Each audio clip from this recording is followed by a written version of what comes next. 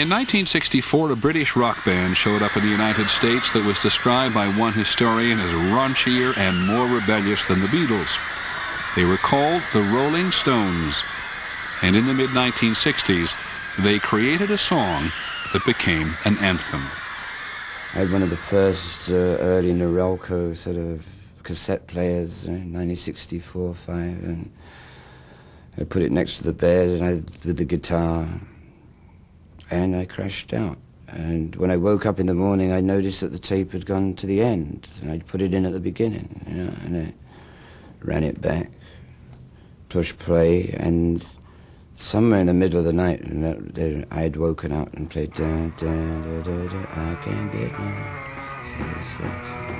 And it's there, the verse and the chorus are there, and then it stops, and the rest of the tape is me snoring. Yeah.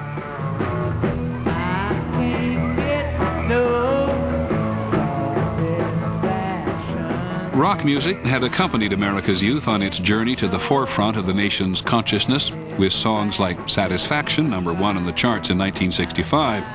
The journey took quite a radical turn.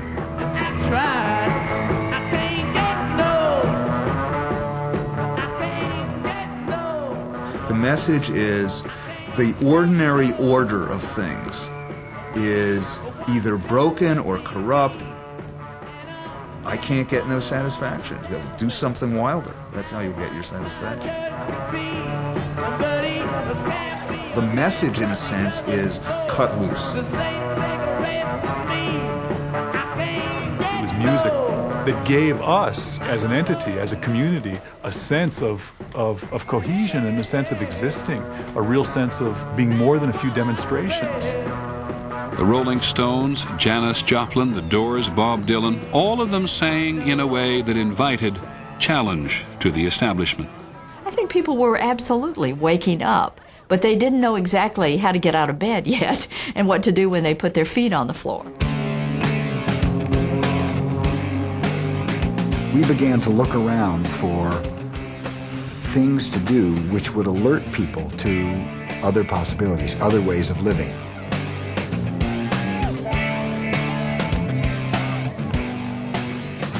For some, other possibilities meant completely rejecting the values that had united their parents' generation. I mean, where is it written in stone that people have to work from 9 to 5? The Haight-Ashbury section of San Francisco became the center of the counterculture. Suddenly, there was an environment where your personal history did not matter. Nobody cared who your parents were, whether you were rich, whether you were poor. You get up every day, and you had no idea what the day would bring. There were the greatest looking women parading up and down the street. There was a sense of adventure, random combinations.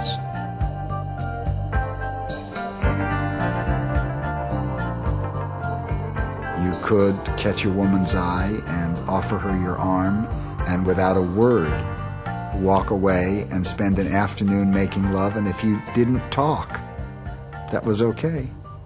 I was looking for a new way to express myself, you know, and I think everybody was.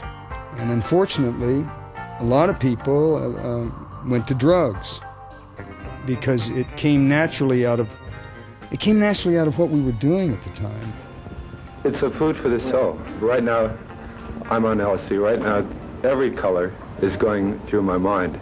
The psychedelic drug LSD became a rite of passage for many in the counterculture. These were awfully hard on people who were in their 40s at that time. Just awfully hard with the hair and the drugs and the music and the dirty clothes and the foul language that all became au courant, regardless of a political position one took. Brothers and sisters, mothers and fathers, if you truly care about your Despised by many people in the older generation, the social ferment of the 1960s would nonetheless change forever the way young Americans looked at themselves.